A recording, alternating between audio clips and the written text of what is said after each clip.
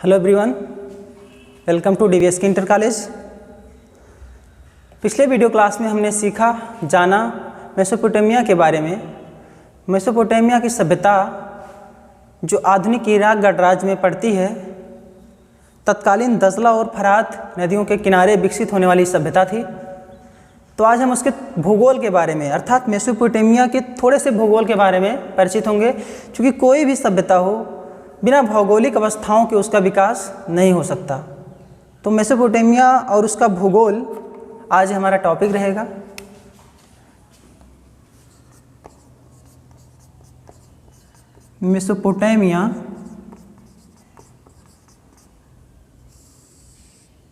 Mesopotamia और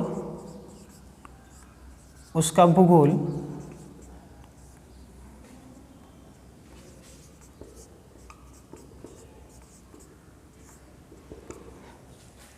हम बिंदुवार इस पर बात करेंगे। इराक, चूँकि आधुनिक इराक में पड़ती थी मेसोपोटामिया की सभ्यता, तो इराक भौगोलिक विविधता का देश है। इराक भौगोलिक विविधता का देश है। इसके दक्षिण में रेगिस्तान है, पूर्व में ऊंचे ऊंचे पहाड़ हैं। तो इराक भौगोलिक विविधता का देश है। इसके पूर्वोत्तर भाग में हरे भरे ऊंचे नीचे मैदान हैं।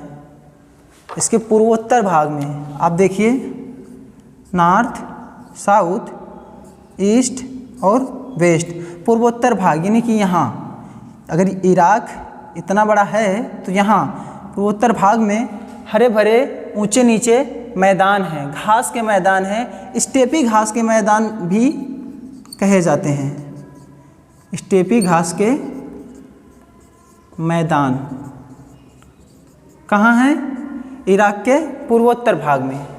इराक के पूर्वोत्तर भाग में स्टेपी घास के मैदान हैं, जो धीरे धीरे वृक्षादित पर्वत श्रृंखला के रूप में फैलते गए हैं। जो धीरे धीरे वृक्षादित मतलब वृक्षों से भरे हुए पर्वत श्रृंखला के रूप में फैलते गए हैं। साथ ही यहाँ स्वच्छ झरने तथा जंगली फूल प्राप्त होते हैं। यहाँ स्वच्छ झरने और जंगली फूल प्राप्त होते हैं। यहाँ अच्छी फसल के पर्याप्त वर्षा है। अच्छी फसल के लिए यहाँ पर्याप्त वर्षा होती है। वर्षा अत्यधिक मात्रा में तो नहीं होती, अन्य जो सभ्यताएं थी उनकी अपेक्षा यहाँ कम वर्षा होती थी। फिर भी यहाँ की जो फसल थी सभी सभ्यताओं के विपरीत थी, अर्थात यहाँ की फसल सभी सभ्यताओं के फसल के से ज़्यादा यहाँ होती थी। कोई भी फसल हो, जैसे गेहूँ, जौ, मटर, यहाँ अत्यधिक मात्रा में होता था। यहाँ 7000 से 6000 ईसा पूर्व खेती के प्रमाण, मेसोपोटामिया में खेती के प्रमाण, आप इसको नोट कर लें।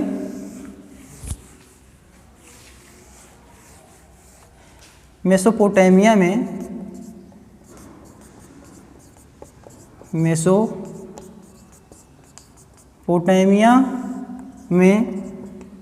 खेती के साक्ष्य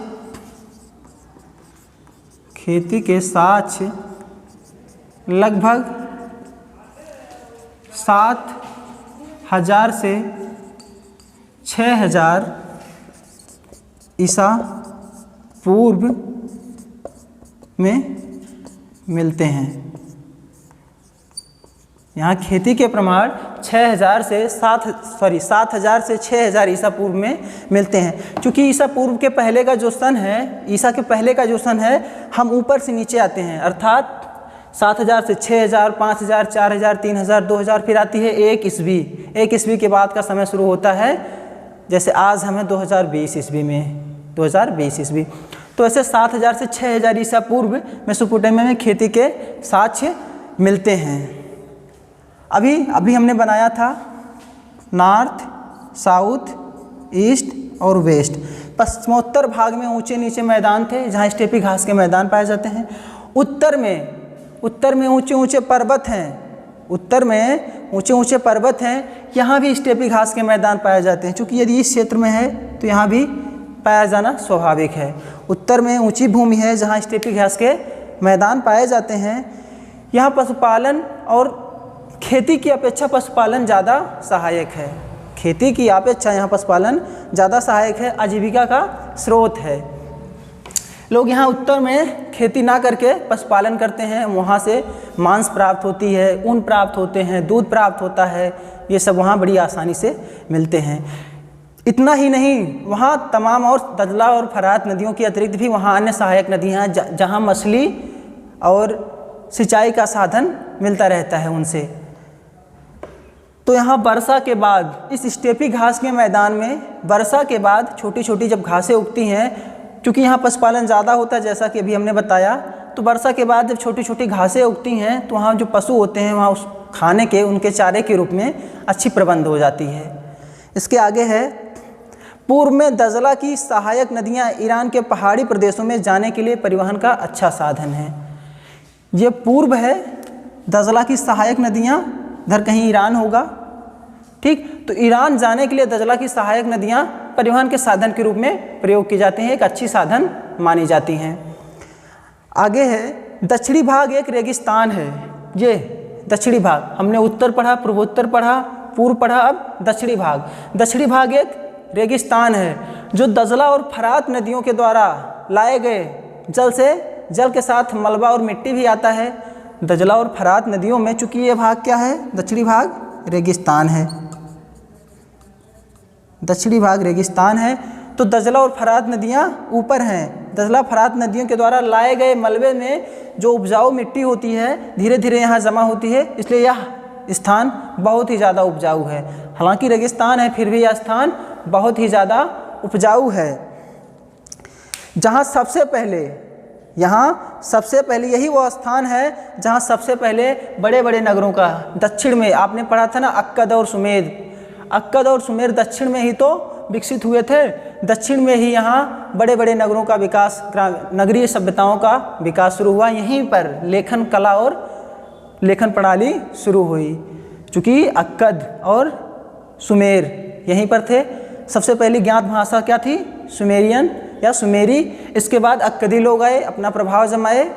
इसी तरह से यहाँ इन रेगिस्तान में शहरों के भरण पोषण के लिए पर्याप्त शक्ति थी, चूँकि दजला और फरात नदियों के द्वारा लाए गए उपजाऊ मिट्टी से यहाँ इतनी पर्याप्त उपज हो जाती थी कि शहर जो विकसित हो रहे थे जैसे अक्कद और सुमेर, उनके भरण पोषण के लिए इनके पास पर्याप्त शक्ति थी। आगे देखिएगा, फरात नदी रेगिस्तान में प्रवेश करने के बाद इधर से फरात नदी आती है। अभी आप देखिए, चूँकि ये रेगिस्तान है, फरात नदी यहाँ आ रही है, प्रवेश करने के बाद कई धाराओं में बट जाती है। ये फरात नदी रेगिस्तान में प्रवेश करने के बाद कई धाराओं में बट जाती है। जब नदी धाराओं में बट गई तो इसके बीच का क्षेत्र कुछ इससे और कुछ इससे सिंचित होता है। जब नदी रेगिस्तान में आकर के धाराओं में बट गई तो इसके बीच का क्षेत्र इन धाराओं से सिंचित होता था, अर्थात ये धाराएं नहरों का काम करती थीं। ये धाराएं तत्कालीन मेसोपोटामिया की सभ्यता में फरात नदी जब रेगिस्तान में आती थी, वह कई धाराओं में बट जाती थी, तो ये धाराएं नहरों का काम करती थीं और इनके द्वारा सिंचित जो क्षेत्र थे, गेहूँ, जौ, मटर इत्यादि फसलों की सिंचाई इनके द्वारा आसानी से कर ली जाती थी। इसीलिए इस रेगिस्तान को कहा गया कि ये शहरों को पालने और उनका पोषण करने में सक्षम था। इसके बाद रोम साम्राज्य सहित सभी पुरानी व्यवस्थाओं में आवश्यक वर्षा, आप देखिए इसके समकालीन रोम सभ्यता थी और मिस्र की सभ्यता जिसे कहा जाता है और सिंधु घाटी सभ्यता। यहाँ वर्षा की पर्याप्त मात्रा नहीं मिलती थी। इस रेगिस्तान में वर्षा की पर्याप्त मात्रा नहीं मिलती थी। इसके बावजूद इस रेगिस्तान में इतनी फसल होती थी कि अन्य सभी सभ्यताओं की अपेक्षा यहाँ अत्यधिक फसल और उत्तम किस्म की फसल होती थी। मेसोपोटामिया की सभ्यता में अन्य सभी सभ्यताओं की अपेक्षा उत्तम कोटि की फसल होती थी, जबकि वर्षा पर्याप्त नहीं हो पाती थी। इसके बावजूद आप ध्यान दीजिएगा कि यहाँ वर्षा पर्याप्त नहीं हो पा रही, इसके बावजूद यहाँ उत्तम किस्म की फसल हो रही है अन्य सभ्यताओं की अपेक्षा। चूँकि उस समय धीरे धीरे व्यापार बढ़ रहा था, रोम से व्यापार हो रहा था, इधर सिंधु से व्यापार हो रहा था, तो इसीलिए ज्ञात अभिलेखों, इतिहास के आधार पर कहा जा सकता है कि यहाँ फसल उच्च कोट की होती थी, उत्तम किस्म की यहाँ फसल पैदा की जाती थी। खेती के अलावा किसी भी देश की अर्थव्यवस्था में खेती और उससे संबंधित उद्योग बड़े ही मायने रखते हैं। तो इस सभ्यता में खेती के अलावा पशुपालन, खेती के अलावा पशुपालन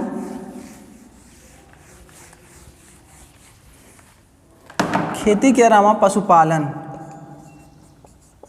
चूँकि उत्तर वाला मैदान जो था वो ऊंचा था, वहाँ हमने पहले ही बताया पशुपालन लोग करते थे खेती की अपेक्षा, और वहाँ चरने के लिए उनके चारे, पशुओं के चारे के रूप में स्टेपी घास के मैदान थे, और वहीं से पशुपालन,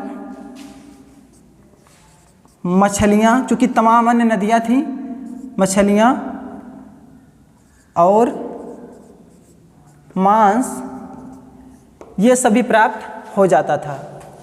तो खेती के अलावा भेड़ बकरियां स्टेपी घास के मैदानों, पूर्वी उत्तरी मैदानों और पहाड़ के ढालों पर पाली जाती थी। यहाँ पूर्वोत्तर का मैदान था, इस भाग में यहाँ, और पहाड़ों पर भेड़ बकरियां पाली जाती थी, जिससे पर्याप्त मात्रा में मांस मिलता था, दूध मिलता था, और कई सारी नदियां थीं जिसमें मछलियां प्राप्त होती थीं, अर्थात ये सब आजीविका के साधन थे। तो शहरों का विकास हमने पहले टॉपिक में पढ़ा था कि सर्वप्रथम दक्षिणी शहर सुमेर और अक्कद विकसित हुए, बाद में दक्षिण में बेबीलोन नामक स्थान पर बेबीलोनिया नामक शहर विकसित हुआ। तो शहरों का विकास देखिए किस पर निर्भर है, इन ग्रामीण सभ्यताओं पर। मेसोपोटामिया में शहरों का विकास जो ग्रामीण लोग थे, मछली पालन और अन्य सब चीज़ें इस पर निर्भर है। लेकिन हम पूर्ण रूप से नहीं कह सकते कि शहरों का जो विकास हुआ वो इन ग्रामीण सभ्यताओं के या ग्रामीण रीति रिवाजों के आधार पर हुआ। केवल ग्रामीण समृद्धि ही शहरी सभ्यताओं के विकास का कारण नहीं है। तो विकास के अन्य कारकों में हम बारी बारी से चर्चा करेंगे। विकास के अन्य कारक कौन हैं, क्या हैं, कैसे विकास हुआ।